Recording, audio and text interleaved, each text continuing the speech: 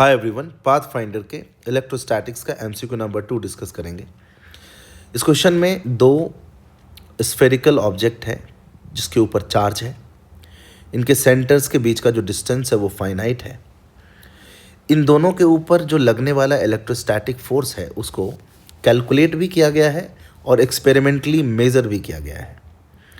Force को calculate करने के लिए चार्जेस को उनके सेंटर पे इफेक्टिवली मान लिया गया है। हम ये जानते हैं कि अगर किसी ऑब्जेक्ट पर चार्ज का डिस्ट्रीब्यूशन यूनिफॉर्मली डिस्ट्रीब्यूटेड हो, चार्ज स्फेरिकली सिमेट्रिक हो, तो हम उसके चार्ज को इफेक्टिवली सेंटर पे मान सकते हैं टू कैलकुलेट द फोर्स। क्योंकि स्फेयर के ऊपर अगर यूनिफॉर्म डिस्ट्रीब्यूशन है चार्ज का तो फील्ड लाइंस होता है radially outward from a point, और वही किसी पॉइंट चार्ज की वजह से भी स्पेस में इलेक्ट्रिक फील्ड लाइन होता है। तो क्योंकि there is a resemblance in the electric field line, we can say that we can replace a uniformly charge sphere with a point charge at its centre.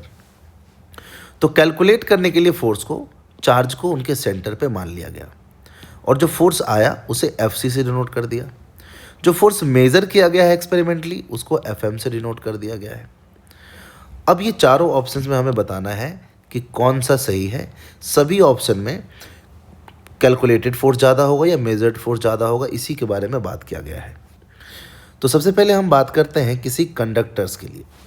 मान लीजिए हमारे पास दो conductors हैं, यानी ये जो दोनों ऑब्जेक्ट्स हैं ये दोनों कंडक्टिंग हैं। तो इसके ऊपर अगर हम लाइक चार्जेस रख देते हैं, मैंने पॉजिटिव ले लिया, same argument can be given for negative charges also. Like charges लेना है, बस दोनों पे पॉजिटिव लेते हैं, दोनों पे नेगेटिव। तो लाइक चार्जेस विल रिपेल, और क्योंकि कंडक्टर में इलेक्ट्रॉन्स का फ्लो ईजिली हो पाएगा तो हम ये कह सकते हैं इफेक्टिवली पॉजिटिव चार्ज दूर दूर चला जाएगा। तो जिसका जो स्फेरिकल सिमेट्री था, जो यूनिफॉर्म डिस्ट्रीब्यूशन था, वो अब नहीं रहा। इधर चार्ज ज़्यादा हो गया, ये वाला पार्ट लगभग खाली हो गया चार्ज से, और सेम बात हम इसके लिए भी कह सकते हैं। तो जब हम फोर्स कैलकुलेट कर रहे थे तो हम तो स्फेरिकल डिस्ट्रीब्यूशन मान रहे थे और चार्ज को सेंटर पे मानकर हमने फोर्स लिख दिया Q1Q2/r²। लेकिन हम देखें अगर रिपल्सन की वजह से, चार्ज दूर दूर जाने की वजह से जो इफेक्टिव सेपरेशन है वो इंक्रीज़ हो गया है। हम ये नहीं कह सकते कि एग्जैक्टली हम यहाँ पे कौन सा पॉइंट लें, but we can say for sure कि जो सेपरेशन हमने आर लिया है, अगर ऐसा ही हम इसको किसी पॉइंट पे रख पाते और इसको हम किसी पॉइंट पे रख पाते तो वो पॉइंट सेंटर तो नहीं होता, इसके लिए सेंटर से इधर होता और इसके लिए भी सेंटर से इधर होता, क्योंकि चार्ज का ओवरऑल शिफ्ट इसके लिए इधर हो गया और इसके लिए इधर हो गया। तो इफेक्टिव सेपरेशन इंक्रीज हो गया है, ऐसा हम सोच सकते हैं। तो नीचे जो r² था वो इंक्रीज हो गया है एक्चुअल केस में, तो उसको मैंने r' लिख दिया है। So here r' is greater than r, so we can say that measured force will definitely be less than the calculated force. अब मान लेते हैं कि अनलाइक चार्ज होता, तो अभी भी हम कंडक्टर्स की ही बात कर रहे हैं।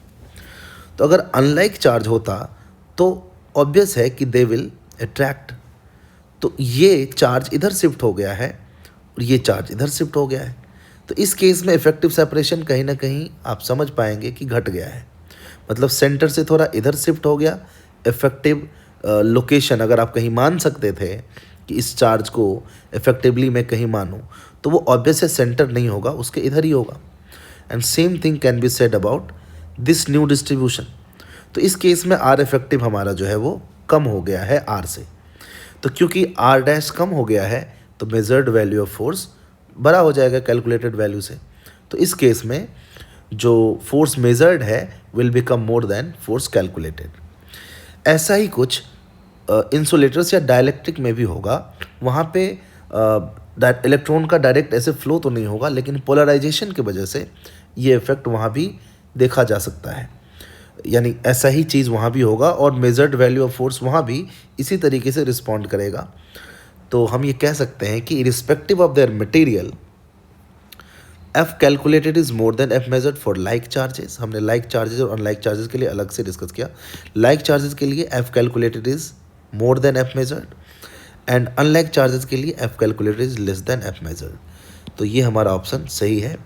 सोचने वाला सवाल था, बहुत कुछ कैलकुलेट करना इसमें नहीं था। आई होप आपको समझ आया होगा। Thanks for watching and keep connected. हम जल्दी से और भी बहुत सारे क्वेश्चंस के सॉल्यूशन लाएंगे।